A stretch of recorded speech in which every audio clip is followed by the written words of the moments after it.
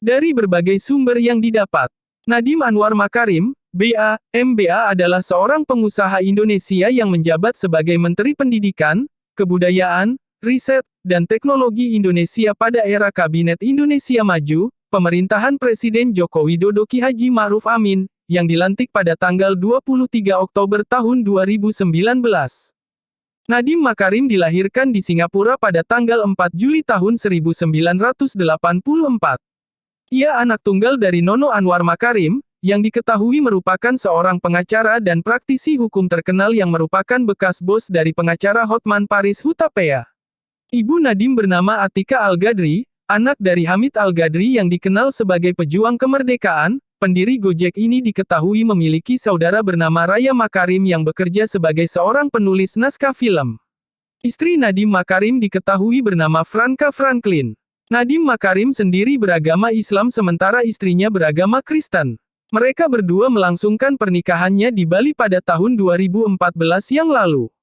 Dari pernikahannya ini, Nadiem Makarim mempunyai anak bernama Solara Franklin Makarim. Pendidikan Nadiem Makarim, pendiri Gojek ini mengenyam pendidikan sekolah dasar SD di Jakarta. Dari informasi yang didapat, Nadiem Makarim menyelesaikan masa SMA di Singapura. Setelah lulus ia kemudian berangkat ke Amerika Serikat dan kuliah di Brown University di jurusan International Relations. Bos Gojek ini juga pernah mengikuti program pertukaran pelajar di London School of Economics.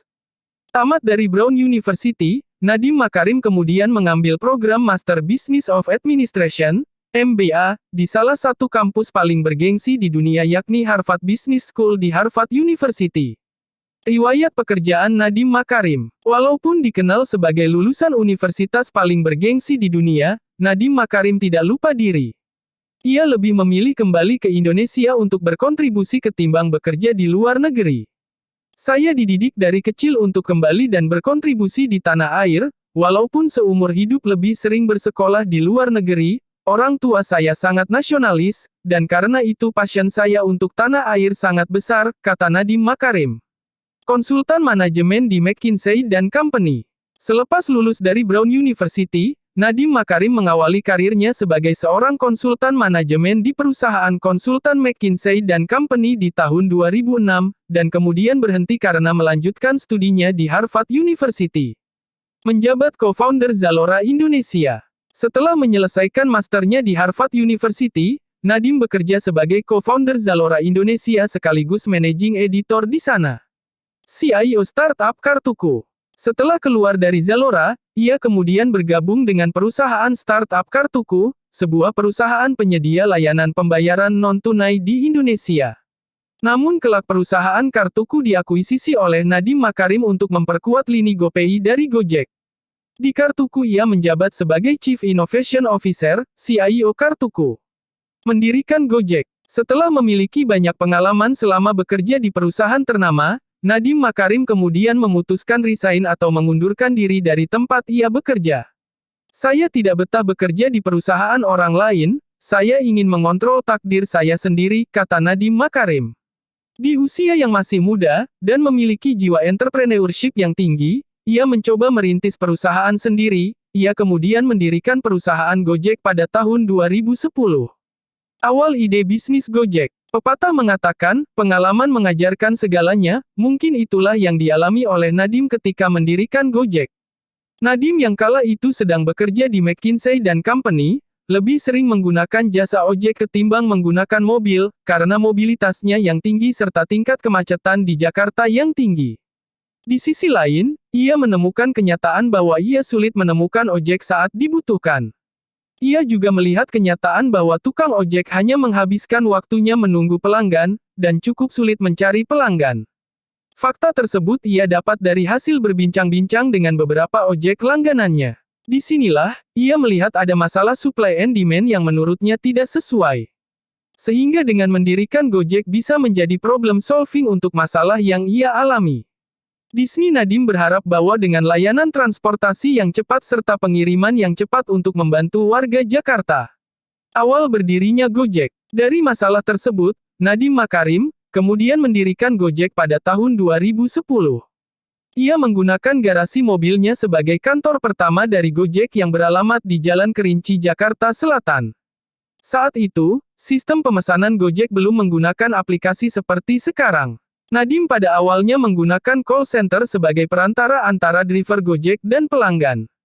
Sistemnya, pelanggan menelpon call center untuk melakukan orderan ojek, kemudian call center menginformasikan detail orderan kepada pengemudi ojek untuk dilaksanakan. Faktanya, selama 3 tahun sejak berdiri, Nadim membiayai operasional perusahaan dari uangnya sendiri karena belum mendapatkan investor. Suntikan modal untuk Gojek. Lambat laun usaha Nadim Makarim mulai berkembang.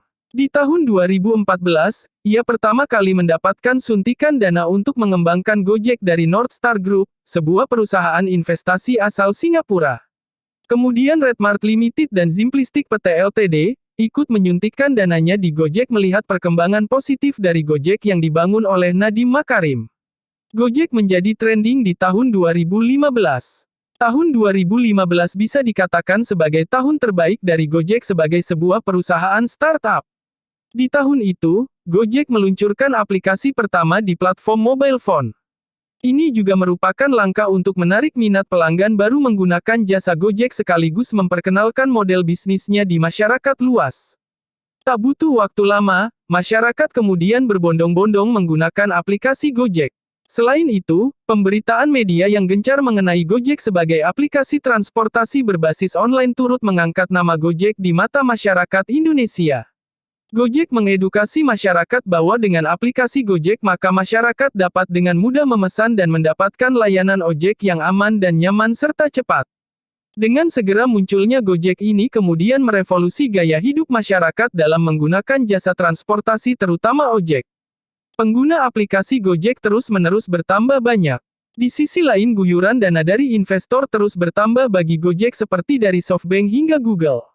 Nadim Makarim sebagai CEO Gojek terus memperluas lini bisnis Gojek. Gojek kemudian memperkenalkan lini bisnis lainnya seperti jasa pengantaran paket melalui GoSend, jasa pemesanan makanan melalui GoFood, jasa pembersihan rumah melalui GoClean serta jasa pembayaran melalui GoPay. Kesuksesan Nadim Makarim sebagai pendiri Gojek, inovasi layanan, serta strategi perusahaan yang bagus, membuat Gojek berkembang sangat pesat dan dikenal sebagai perusahaan jasa transportasi berbasis online terbesar di Indonesia. Pada awal berdirinya tahun 2010, Nadim Makarim hanya memiliki 20 driver Gojek. Di tahun 2019, ia dan Gojek sudah memiliki 2 juta driver Gojek yang tersebar di seluruh Indonesia.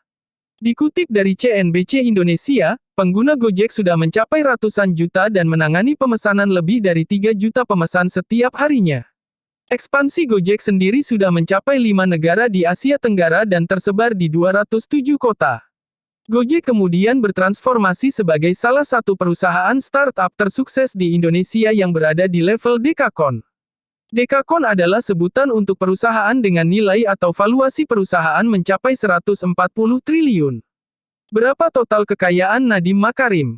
Dilansir dari majalah Globe Asia, suami dari Franka Franklin itu kini memiliki total kekayaan senilai 100 juta dolar Amerika atau sekitar 1,4 triliun rupiah. Kekayaannya ini berasal dari saham yang ia miliki di Gojek sebanyak 5%. Menteri Pendidikan dan Kebudayaan. Setelah lama menjadi CEO Gojek, kemudian pada bulan Oktober tahun 2019 ia kemudian memilih mengundurkan diri dari Gojek, perusahaan yang ia sudah bangun selama bertahun-tahun. Walaupun memutuskan mundur, Nadim Makarim masih memiliki saham sekitar 4,81%. Setelah mundur dari Gojek, Nadim Makarim kemudian ditunjuk oleh Presiden Joko Widodo menjabat sebagai Menteri Pendidikan dan Kebudayaan pada Kabinet Indonesia Maju tahun 2019 hingga 2024. Nadim Makarim menjadi menteri termuda di dalam kabinet tersebut. Itulah informasi mengenai biografi Nadim Makarim, sang pendiri Gojek dan kisah berdirinya perusahaan Gojek. Semoga informasi ini dapat bermanfaat dan menjadi inspirasi bagi kita semua.